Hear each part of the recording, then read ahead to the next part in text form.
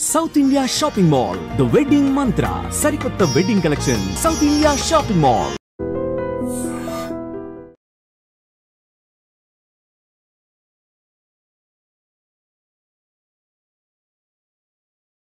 పిఠాపురంలో అతి ప్రాచీనమైన పుణ్యక్షేత్రం పాదగయ.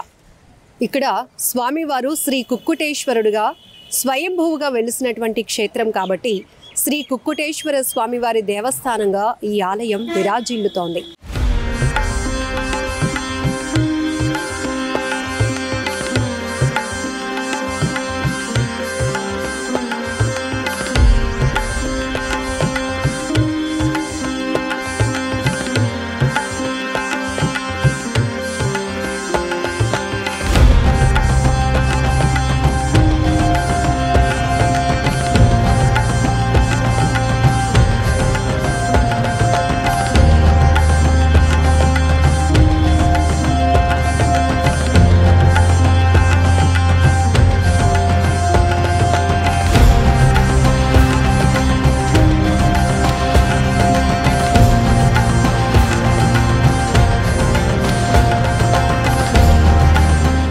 ఎక్కడెక్కడి నుంచో భక్తులు తరలి వస్తూ ఉంటారు.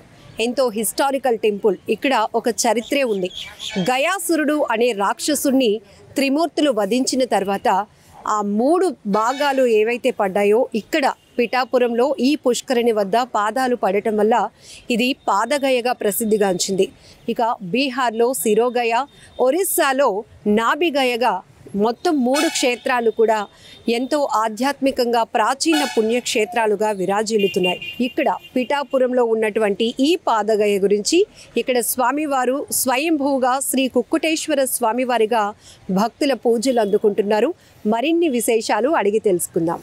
పాదగయ పిఠాపురంలో అతి ప్రాచీనమైన దేవాలయంగా ప్రసిద్ధిగాంచిన శ్రీ కుక్కుటేశ్వర స్వామివారి దేవస్థానానికి మనం వచ్చాం. ఇక్కడ ఎంతో విశిష్టమైన చరిత్ర ఉంది. గయాసురుడు అనే రాక్షసుని త్రిమూర్తులు సంహరించిన సందర్భంగా ఆ గయాసురుడి యొక్క పాదాలు ఇక్కడ పడడం వల్ల ఇది పాదగయగా ప్రసిద్ధిగాంచింది. ఇంకా అతి ప్రాచీనమైనటువంటి దేవాలయంగా ఎంతోమంది భక్తులు ఇక్కడికి వచ్చి ఒక ముక్తి మార్గంగా భావిస్తూ ఉంటారు. ఇక్కడ స్వామివారిని దర్శనం చేసుకుంటే కోరిన కోరికలు నెరవేరుతాయి అనేది ప్రసిద్ధిగాంచినటువంటి విధానం. సో ఇక్కడ ఉన్నటువంటి ఆలయ చరిత్ర విశేషాల గురించి అడిగి తెలుసుకుందాం. నమస్తే అండి. పాదగయ, ఎందుకంటే పాదగయ అనేటప్పటికి ఎందుకు ఆ పేరు వచ్చింది? శ్రీ గురుభ్యో నమః. వాగర్ధావివ సంపృక్తౌ వాగర్ధః ప్రతిపత్తయే జగతః పితరౌ వందే పార్వతీ పరమేశ్వరౌ. శ్రీ రాజరాజేశ్వరీ సమేత ఉమా కుక్కుటేశ్వర స్వామినే నమః. పిఠాపురం పాదగయ క్షేత్రము కాకినాడ జిల్లా త్రిగయా క్షేత్రాలలో పరమ పవిత్రమైన క్షేత్రం పాదగయ క్షేత్రంగా విరాజిల్లుతోంది. గయాసురుడనే ఒక రాక్షసుడు అనేక యజ్ఞయాగాల కర్తువులన్నీ కూడా ఆచరించి తన శరీరం పవిత్రంగా ఉండేలా వరం పొందడం జరిగింది. అందుచేత ఆయన శరీరం చూసిన, ఆయన శరీరం ముట్టుకున్న పంచమహాపాతకాలన్నీ కూడా పోతూ ఉండేవి. అయితే ఆయన చుట్టూ ఉండేటువంటి పరివారం ఆయనకు తెలియకుండా ఎక్కడ యజ్ఞం చేస్తూ ఉంటే అక్కడ ధ్వంసం చేస్తూ ఉంటారు. యజ్ఞం చేస్తే యజ్ఞంలో వేసినటువంటి ద్రవ్యాలు, హోమద్రవ్యాలన్నీ కూడా భగవంతుడు సమర్పించినట్లయితే వర్షం పడుతుంది. ఎక్కడా కూడా యజ్ఞయాగార కర్తవులు లేకపోవడం చేత ప్రపంచమంతా వర్షాధారం లేక కరువుతో నిండి ఉన్న సమయంలో దేవతలు విష్ణుమూర్తిని ప్రార్థించి గయాసును సంహరించవలసిందిగా ప్రార్థిస్తే బ్రహ్మ విష్ణు మహేశ్వరుడు 3 బ్రాహ్మణ వేషం ధరించి ఆయన దగ్గరికి వెళ్ళి లోక కళ్యాణార్థం వర్షాలు పడాలి అని చెప్పి యజ్ఞం చేద్దామని వచ్చేమయ్యా, నీ శరీరం భూదేవ కంటే చాలా పవిత్రమైన దేహము కాబట్టి నీ శరీరంలో యజ్ఞం చేస్తే మంచి ఫలితం కలుగుతుందని చెప్పి ఆయన అడిగేసరికి దానికి ఆయన అంగీకరించి తన శరీరాన్ని పెంచి పడుకుంటే శిరస్సు దగ్గర విష్ణుమూర్తి, మధ్యలో వక్షస్థలం దగ్గర బ్రహ్మగారు, పారాదిగిరి ఈశ్వరుడు 3 కూడా బ్రాహ్మణ రూపంలో కూర్చొని యజ్ఞం ప్రారంభం చేస్తారు. 7 రోజులు యజ్ఞం చేస్తామయ్యా, 7 రోజులు కూడా కదలకూడదు, కదిలితే యజ్ఞం ఆగిపోతుంది, అలా జరిగితే నన్ను సంహరిస్తాము. ప్రతిరోజు తెల్లవారుజామున కోడి కూస్తూ ఉంటుంది, అలా లెక్క పెట్టుకుని 7 రోజులు పూర్తయితే లేవాలి షరతు పెడతారు. దానికి ఆయన అంగీకరించి ప్రతినిత్యము కూడా కోడి కూత వింటూ లెక్క పెట్టుకుంటూ అంటారు. ఈ ప్రకారంగా 6 రోజులు పూర్తి అవుతాయి. కానీ ఆయనలో కదలిక లేదు. ఇంకా ఒకరోజు మాత్రమే మిగిలి ఉందనగా దేవతల విష్ణుమూర్తిని ప్రార్థించి ఏదో ఒక మాయోపాయించడం మనమే యజ్ఞాన్ని భగ్నం చేసి ఆయన సంహరించాలి తప్ప ఆయన లేవడన్నారు. అనేసరికి ఇక్కడ పరమశివుడు తానే స్వయంగా కోడి అవతారం దాల్చి అర్ధరాత్రి వేళ స్వామివారి కోడి రూపంలో కుక్కుటారావం చేస్తే ఆయన విని నిన్నటి వరకు కూడా 6 రోజులు పూర్తయ్యాయి. ఈ రోజుతో 7 రోజులు పూర్తయ్యాయి.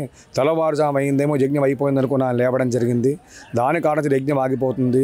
అయితే ఆయనకు అనుమానం వచ్చి ఆ ముగ్గురు బ్రాహ్మణుని అడుగుతారు, స్వామి అర్ధరాత్రి కదా అయింది, తెల్లవారుజాము కాలేదు కదా, యజ్ఞాన్ని మీరే భగ్నం చేశారు, మీరు బ్రాహ్మణ దేవతల మీరెవరని అడిగేసరికి వారు ముగ్గురు కూడా బ్రహ్మ విష్ణు మహేశ్వరులుగా ప్రత్యక్షమవుతారు.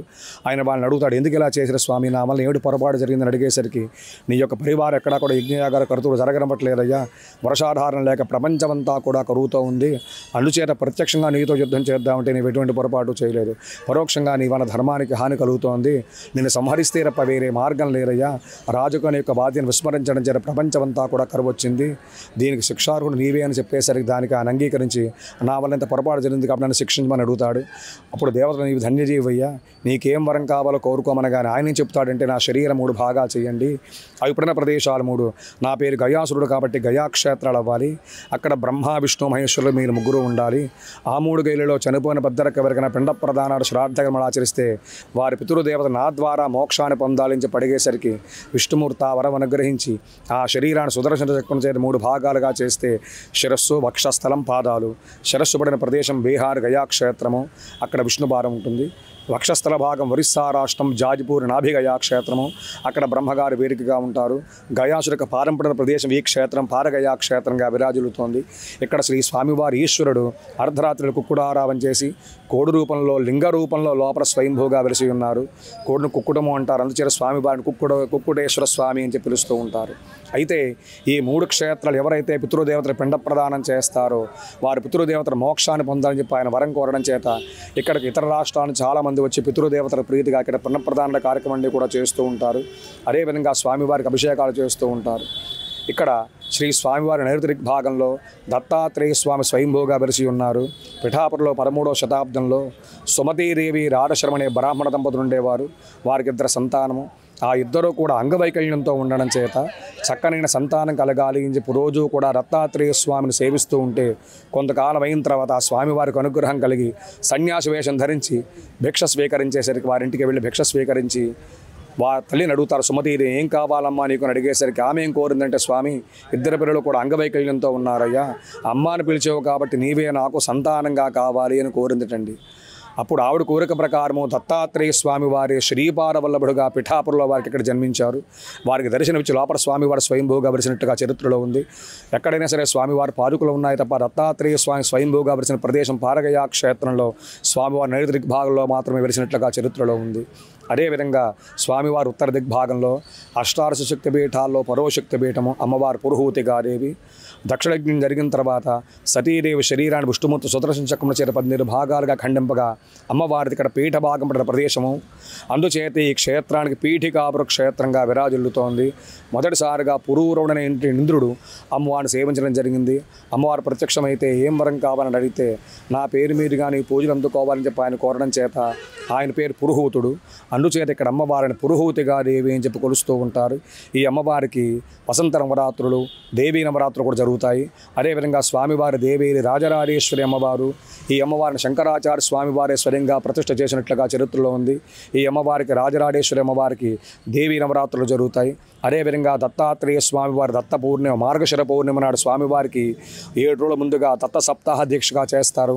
ఉదయం స్వామివారికి అభిషేకములు, అదేవిధంగా స్వామివారి పత్రి పూజలు, హోమాలు ఇత్యాది కార్యక్రమాలు కూడా జరుగుతాయి.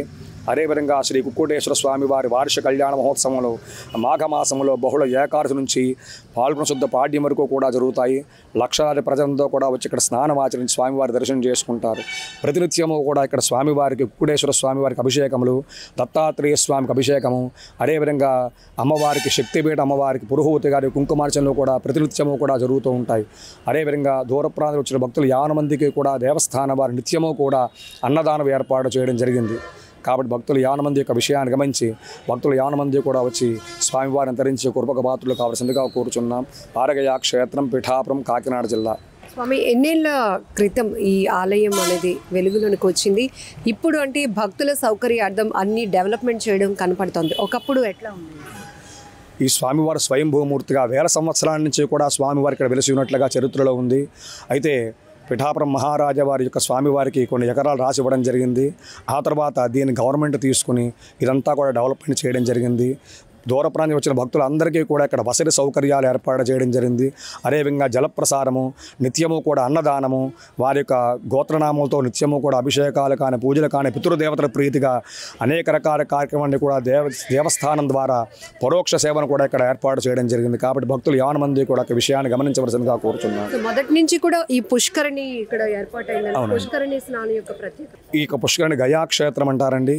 ఈ యొక్క పుష్కరంలో స్నానం ఆచరించినట్లయితే సమస్తమైన పుణ్యదుల్లో స్నానం చేసిన ఫలితం కలుగుతుంది. కాబట్టి చాలామంది ఇతర రాష్ట్రాల నుంచి చుట్టుపక్కల గ్రామాల నుంచి కూడా వచ్చి ప్రతిరోజు కూడా స్నానం ఆచరించి స్వామివారి దర్శనం చేసుకోవడం జరుగుతుందండి.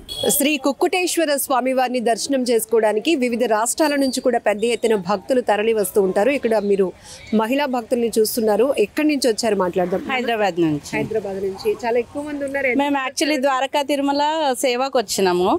సో అక్కడ నుంచి ఇక్కడ దర్శనం చేసుకోవడానికి అమ్మవారు శక్తిపీఠం అని చెప్పి కుక్కుటేశ్వర స్వామి మనకు స్వయంభూ ఇక్కడ ఏమంటారు గయాసురుణ్ణి వధించడానికి ఆయన హెల్ప్ చేశారు. దాని గురించి అట్లా ప్రత్యేకత అది కాబట్టి దర్శనం హిస్టరీ తెలుసుకొని వచ్చాము మేము. స్వామివారి దర్శనం చాలా బాగా జరిగింది. చాలా బాగా అంటే మిగతా శివాలయాల్లో కన్నా ఇక్కడ కుక్కుటేశ్వర స్వామిగా అది మీకు ప్రత్యేకంగా అనిపించింది. పైన మనకు స్ఫటికతో కనిపించటం అదొక ప్రత్యేకత. మామూలుగా మనకు ఎక్కడైనా శివలింగం నార్మల్ గా ఉంటది, ఇక్కడ స్ఫటికం పైనుంచి రావటం అది స్పెషాలిటీ మనకి. మొత్తానికి దర్శనం మాకు లోపల పంతులు గారు మొత్తం ఎక్స్ప్లెయిన్ చేశారు బాగా. ఇంకా అంటే ఇట్లాంటి హిస్టారికల్ టెంపుల్స్ అనేవి ఫ్యూచర్ జనరేషన్ కూడా మనం కొంత అవసరం చాలా అవసరం.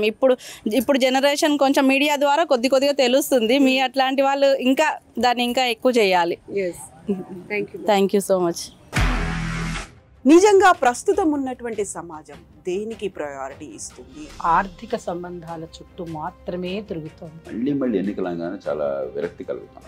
మంచి అనిపిస్తుంది కదా, లేడీస్ కూడా ఛాలెంజింగ్ జాబ్స్ చేసినప్పుడు చాలా బాగుంటది. ట్రాఫిక్ అసిస్టెంట్స్ గా నియమించిన ట్రాన్స్జెండర్స్ అందరితో సాల్యూట్ చేయించుకుంటున్నారు. ఫుడ్ డెలివరీ ఇవ్వటానికి వెళ్ళినటువంటి డెలివరీ బాయ్ అనిల్ పై కళ్ళ ముందు